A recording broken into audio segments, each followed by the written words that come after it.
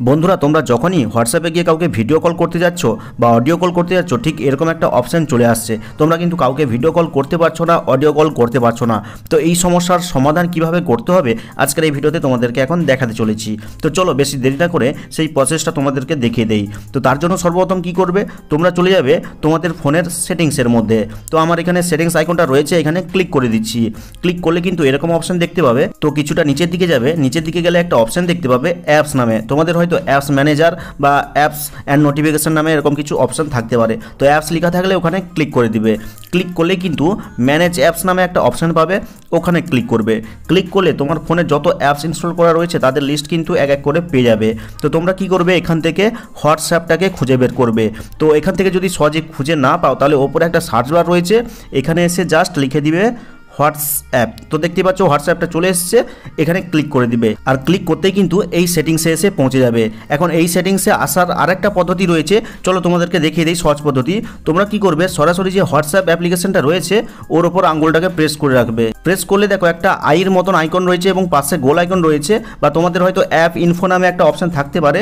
তো ওই app info বা এই আইয়ের মতন আইকনে ক্লিক করে দিবে। ক্লিক করলে কিন্তু ঠিক একই সেটিংসটা চলে আসবে। আমি দুটো প্রসেস দেখে দিলাম যাতে তোমরা সেটিংসটাকে সহজে করতে পারো। তো এখানে আসার পরে তোমরা দেখতে পাবে নিচের দিকে একটা অ্যাপ পারমিশন নামে একটা অপশান রয়েছে। তো এই অ্যাপ পারমিশনে ক্লিক করে দিবে। ক্লিক করলে দেখলাম এখানে কিন্তু অ্যালাউ রয়েছে দুটো, আর কিন্তু বাদবাকি ডিনাইট করা রয়েছে। তো তোমাকে কি করতে হবে, দেখো এখানে ক্যামেরা নামে একটা অপশান রয়েছে। তো এই ক্যামেরা অপশানে ক্লিক করবে। ক্লিক করার পরে দেখতে পাচ্ছ তোমাদের হয়তো ডিনি অপশানে সিলেক্ট করা রয়েছে। কি করবে, এই অ্যালাউ অপশানে ক্লিক করে দিবে, ব্যাকে ফিরে আসবে। এরপরে দেখো আরেকটা অপশান রয়েছে মাইক্রোফোন, যেটা কিন্তু ডিনাইড লিস্টের মধ্যে রয়েছে। তো এখানে ক্লিক করবে। ক্লিক করলে দেখো এখানে কিন্তু ডিনি রয়েছে সিলেক্ট করা। তো তোমরা কি করবে, জাস্ট অ্যালাউ অপশানে ক্লিক করে দিবে।